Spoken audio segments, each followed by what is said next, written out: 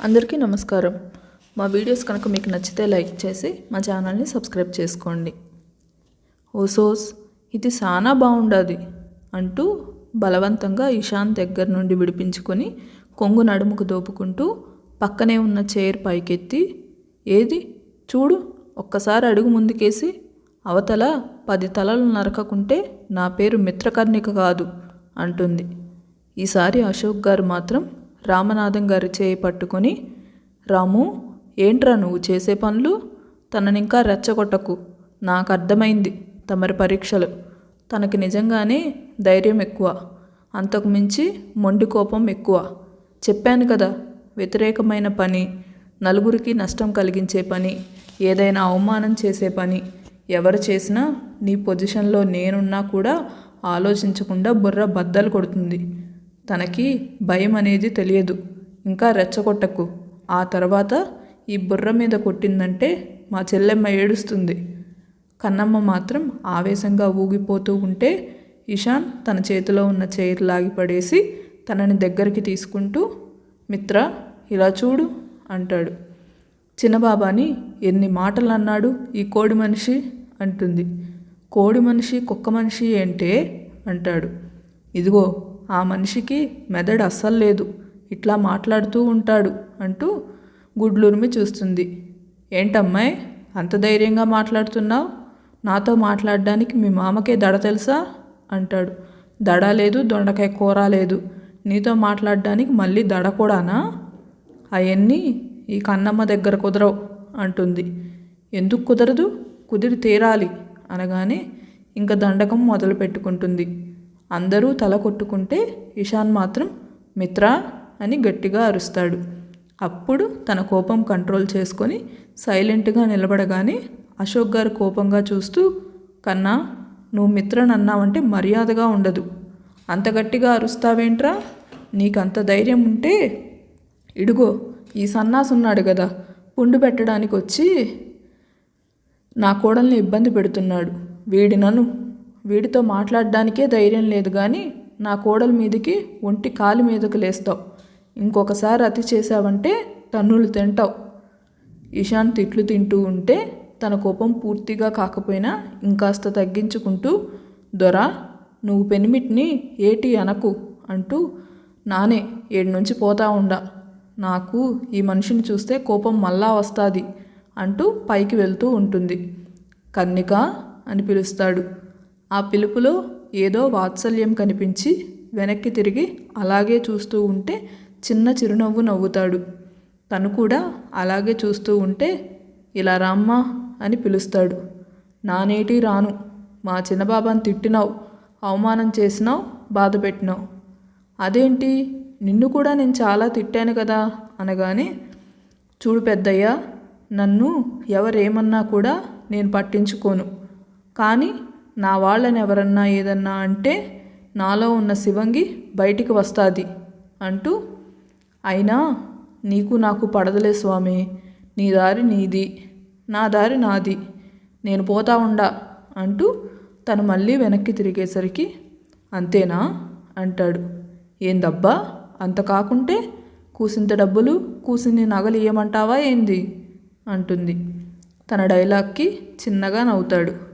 ఓయమ్మ, ఈ ముఖం మీద నవ్వు కూడా వస్తుందా అంటుంది.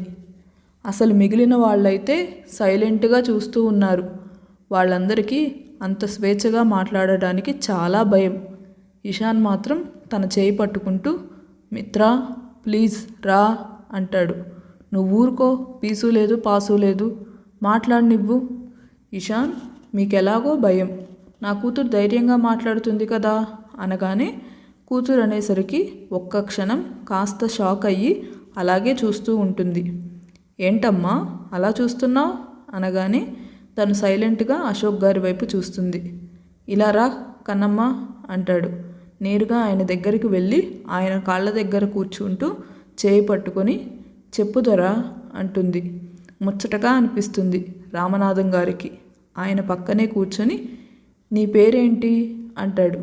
ఏందేంది స్వామి, ఎలా కోలంగా ఉందా, ఇప్పుడే కదా కర్ణిక అని దీర్ఘం తీసినారు అంటుంది. దేవుడా, నీ కోడలు నిజంగా శివంగిరా అంటాడు.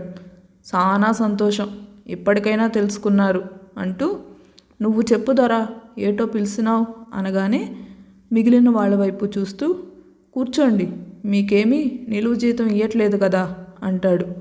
అందరూ కూర్చోగానే కన్నమ్మ అంటూ తన చేయి పట్టుకొని పక్కనే ఉన్న రామనాథం గారి చేయి పట్టుకొని, వీడు నా ప్రాణ స్నేహితుడు, ఎలా అంటే మీ నాన్నలాగే చాలా మంచివాడు, కాకపోతే అని ఒక్క క్షణం ఆగగానే, వద్దు అశోక్, నాకు గుర్తు చేయాలని ట్రై చేయకు, ఇప్పుడు నేను దాన్ని మనసుకు తీసుకోలేను, ఆనాటి సంఘటన గుర్తొస్తే నా మనసు మెదడు పనిచేయదు అంటాడు. మర్చిపోవడానికి తను జ్ఞాపకం కాదు, నీ బంగారు తల్లి అంటాడు. బంగారు తల్లికి ఇసుమంత ధైర్యం ఉన్నా ఈరోజు ఈ తండ్రిని ఇలా జీవోత్సవం చేసి వెళ్ళేది కాదు కదరా. అయినా అందరూ అలాగే ఉన్నారు, ఆడపిల్లలు ధైర్యం లేకుండా. ఇదిగో ఇలాంటి ఆణిముత్యాలు, జాతిరత్నాలు ఎక్కడో ఒకచోట ఉంటారు అనగానే ఏదో అయిందని అర్థమవుతుంది కన్నమ్మకి. ఏటైనాది కోడి మనిషి అని వెంటనే నాలుగు ఖర్చుకుని, చెప్పండి పెద్దాయనా అంటుంది. నీకు అసలు భయం అనేది లేదు కదా అంటూ చెవి పట్టుకోగానే, ఓయమ్మో, ఈ అలవాటు నీకు కూడా ఉందా స్వామి? మా దొర ఎప్పుడైనా నేను అతి చేస్తే పట్టుకుంటారు. అసలేటైనాది, ఏదో బాధలో ఉండావే అంటుంది. ఇషాన్ వెంటనే, మిత్ర, రెస్పెక్ట్ ఇచ్చి మాట్లాడాలి నువ్వు అని మాట్లాడకూడదు అంటాడు. రామనాథం గారు ఏదో మాట్లాడబోయేలోపు, నువ్వు ఉండు పెనిమిటి, అదేదో రాసిపెట్టు తీసిపెట్టు నాకు తెలియదు, రెస్పెక్ట్కి వచ్చిన తిప్పలన్నమాట. మన అనుకున్నప్పుడు నువ్వు నేను అనే మాట్లాడతాను కదా, మీరు అంటే దూరం అవుతుండ్లా, అంతే అంతే దూరం అయిపోతారు. మన అనుకున్న దగ్గర నువ్వు అనే మాట్లాడాలి. మా కన్నమ్మ ఏది చెప్తే అదే కరెక్ట్ అంటే ఇప్పుడు నేను నీకు దూరపు చుట్టాన్ని కాదా అంటారు రామనాథం గారు.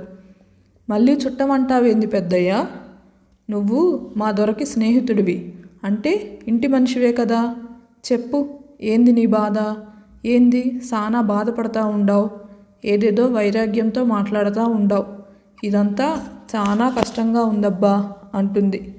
ఎవరికే కష్టం అంటుంది అంజలి. ఇంకెవరికి, దొరకే.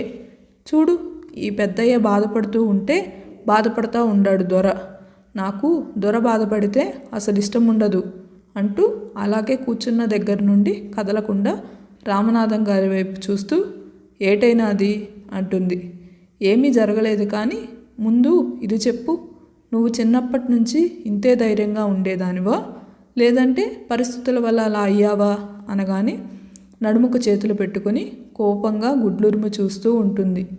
అరే ఏమైంది అనగానే అశోక్ గారు నవ్వుతూ, హలో, మీరు మొండి, కానీ మా కన్నమ్మ జగమొండి. నువ్వు తను అడిగిన దానికి సమాధానం చెప్పకుండా ఇలా వేరే ప్రశ్నలు వేస్తూ ఉంటే మా కన్నమ్మకు కోపం వచ్చింది. ఇంతకుముందు కుర్చీ పైకెత్తింది, ఈసారి డైనింగ్ టేబుల్ ఎత్తి మన నెత్తి మీద వేసినా ఆశ్చర్యపోవక్కర్లేదు. విషయం చెప్పరా అంటాడు. ఓహో, అదా నీ కోపం అంటూ కొన్ని క్షణాలు మౌనంగా ఉండి, నాకు నీలాంటి ఒక మహాలక్ష్మి లాంటి కూతురు ఉండేది, చాలా తెలివైనది, చాలా అనుకోగల అమ్మాయి, కాకపోతే తనకే చాలా భయం ఎక్కువ.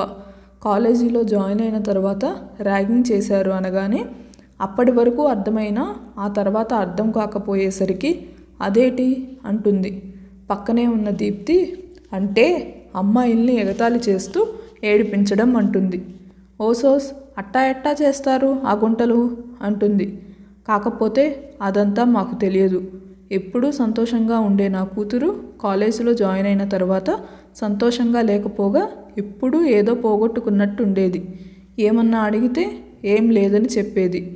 ఇక వాళ్ళ ఆగడాలు ఎక్కువైపోయి అటు కాలేజీలో చెప్పక ఇటు మాకు చెప్పక ఒక అర్ధరాత్రి సమయాన విషం తాగి చనిపోయింది అనగానే ఒక్క క్షణం కన్నమ్మకి ఏదో తెలియని బాధ, భయం, అలాగే విపరీతమైన కోపం వస్తుంది. అమ్మాయి చేతగానితనానికి కానీ రామనాథం గారి మీద ఎందుకో తెలియని సానుభూతి కలుగుతుంది. అదే సమయంలో ఒక బిడ్డను కోల్పోతే తండ్రి ఎలా బాధపడతాడో అర్థం చేసుకుంటూ ఆయన చేయి పట్టుకొని, పెద్దయ్య, నువ్వేటి బాధపడమాకు, కొందరు మన జీవితకాలం ఉండరు, మధ్యలోనే ఒగ్గేసిపోతారు, కాబట్టి నువ్వు ఆలోచించు మాకు అనగానే, ఆలోచించకుండా ఉండడానికి తను ఒక వస్తువు కాదు కదా అమ్మా, నా రక్తం పంచుకొని పుట్టిన నా కన్న కూతురు, చీమకు కూడా హాని తలపెట్టలేదు తను అంటూ కూతురు గుర్తు రావడంతో ఒక్క క్షణం బాధగా కళ్ళు మూసుకుంటారు. అందరికీ చాలా బాధ వేస్తుంది.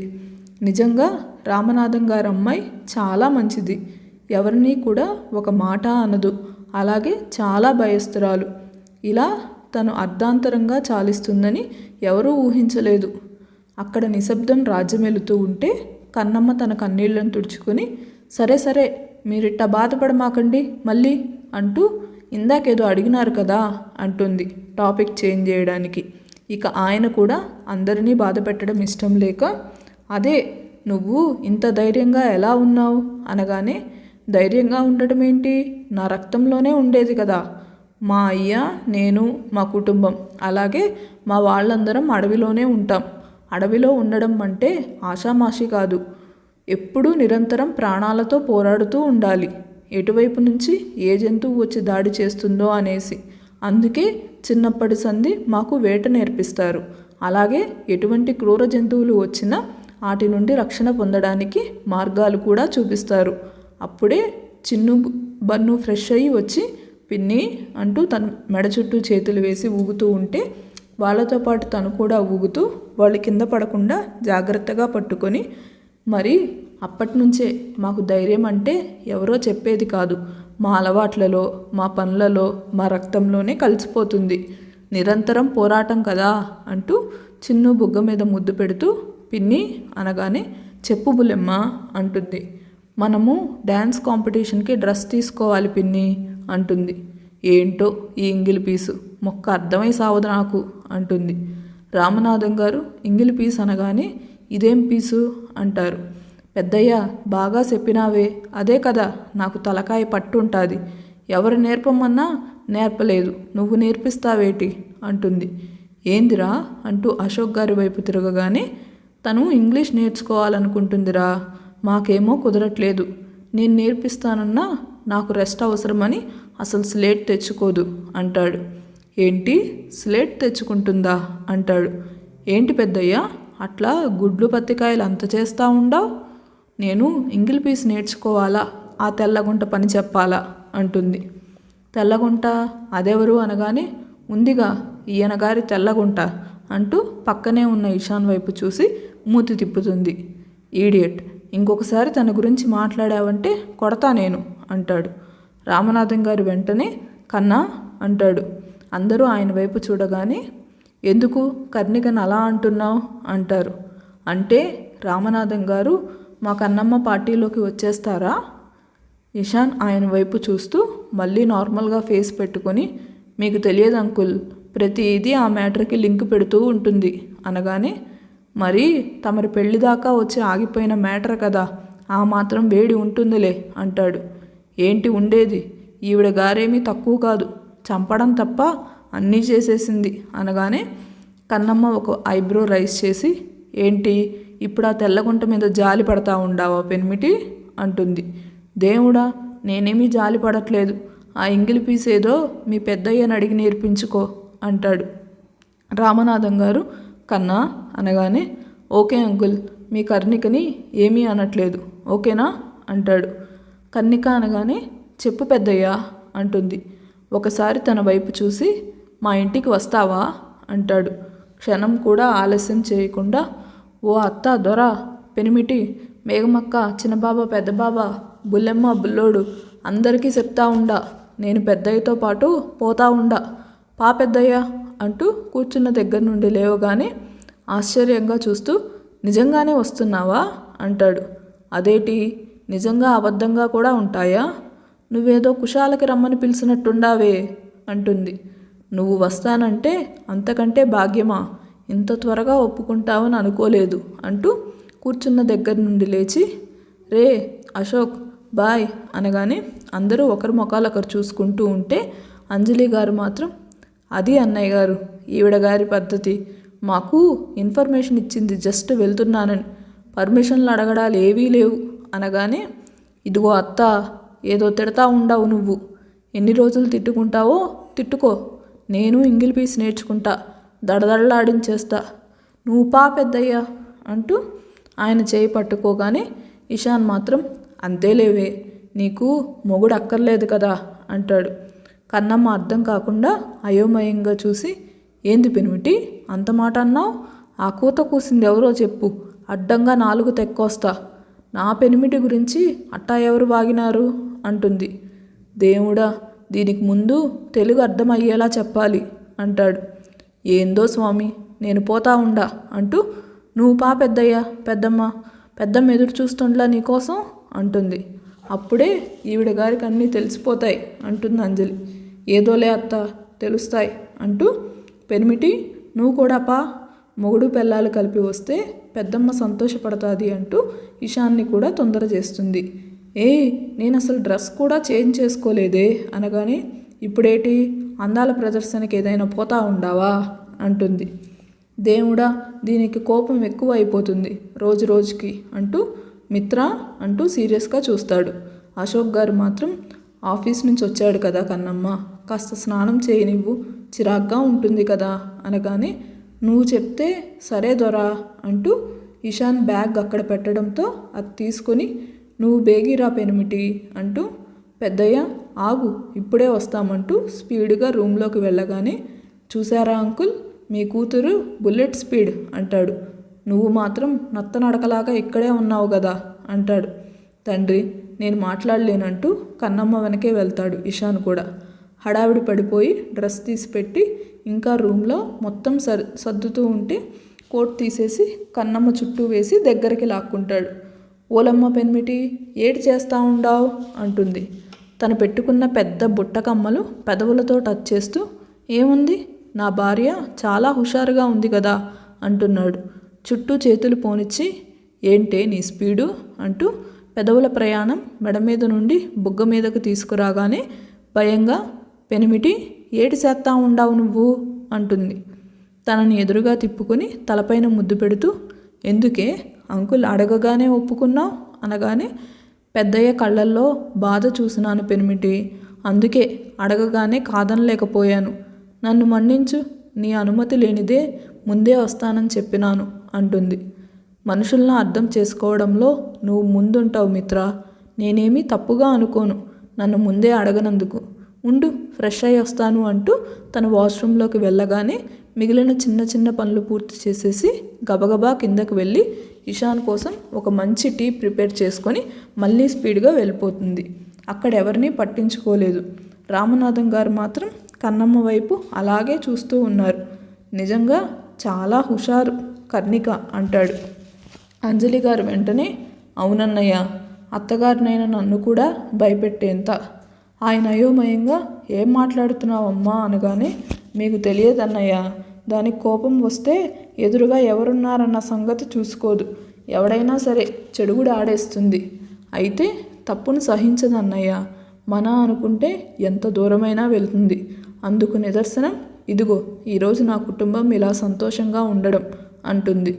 తర్వాత ఇషాన్తో కలిసి కిందికి రాగానే అశోక్ గారి వైపు చూస్తూ, దొరా కొన్ని వస్తువులు మర్చిపోయాను, రేపు పండక్కి కర్రీగాడు వస్తాడు, ఏటేటి కావాలో చెప్పండి అంటూ వీళ్ళకు కూడా అర్థం కాని కొన్ని పేర్లు చెప్పి, మీరు కూడా ఏమైనా చెప్పాలనుకుంటే చెప్పండి అంటూ, ఓ పెద్దయ్య ఇంక పోదాంపా అంటుంది.